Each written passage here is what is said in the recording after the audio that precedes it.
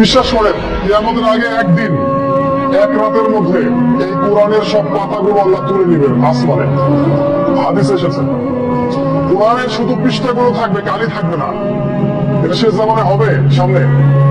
তিনি আরো বলেছেন যে এই কোরআন পরকালে হয় এই উম্মার পক্ষে সাক্ষী দিবে অথবা বিপক্ষে সাক্ষী দিবে। এই কোরআন কথা বলবে কাল কিয়ামতের কথা, বলবে যে আমাকে সে তেলাওয়াত করে নাই, আমাকে গবেষণা করে নাই।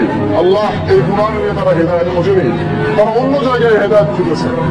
আর কোরআন যার বিপক্ষে সাক্ষী দিবে কেউ কখনো তাকে জাহান্নাম থেকে বাঁচাতে পারবে না।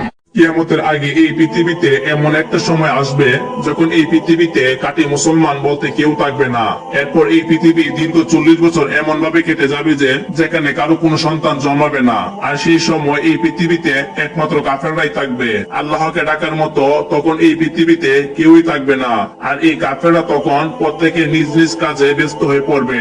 এবং হঠাৎ একদিন হযরত ইসরাফিল আলাইহিস সালাম আল্লাহর হুকুমে তার সিংহাতে ফুঁক দিবেন। প্রথম অবস্থায় এই আওয়াজের শব্দ খুবই কম হবে, কিন্তু ধীরে ধীরে এই আওয়াজের শব্দ এতটাই তীব্র হবে যে মানুষের কান এবং দিল ফেটে যাবে।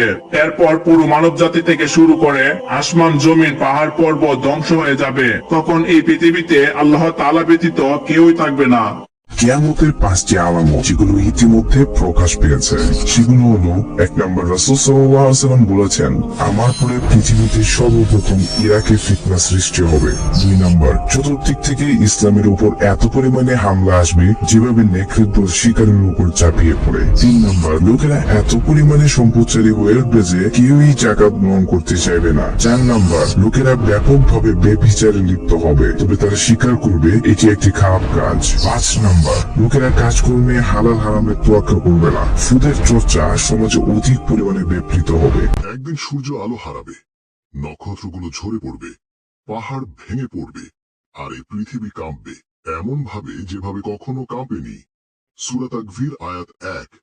আল্লাহ বলেছে এদা শামসু কুওয়িরাত, অর্থ সূর্যকে যখন দীপ্তিহীন করা হবে, অর্থাৎ যখন সূর্য তার আলো হারাবে, যা দুনিয়ার সবচেয়ে বড় আলো নিভে যাওয়ার ইঙ্গিত দেয়।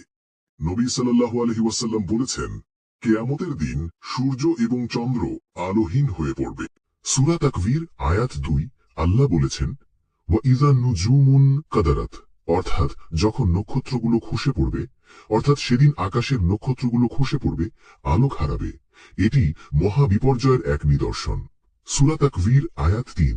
আল্লাহ বলেছেন ওয়া ইযাল জিবালু সুয়িরাত, অর্থাৎ পর্বতসমূহকে যখন চলমান করা হবে, অর্থাৎ সেই দিন পর্বতগুলো এক স্থান থেকে আরেক স্থানে সরিয়ে দেওয়া হবে।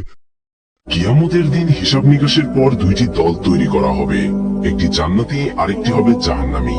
আল্লাহ তাআলা বিচার কার্য শেষ করার পর হযরত জিবরাইল আলাইহিস সালামকে বলবে আমার যেই বান্দা একবার হলেও আমাকে সিজদা করেছে, আমাকে রব হিসেবে মেনেছে, সে বান্দাকে তুমি জাহান্নাম থেকে খুঁজে আনো।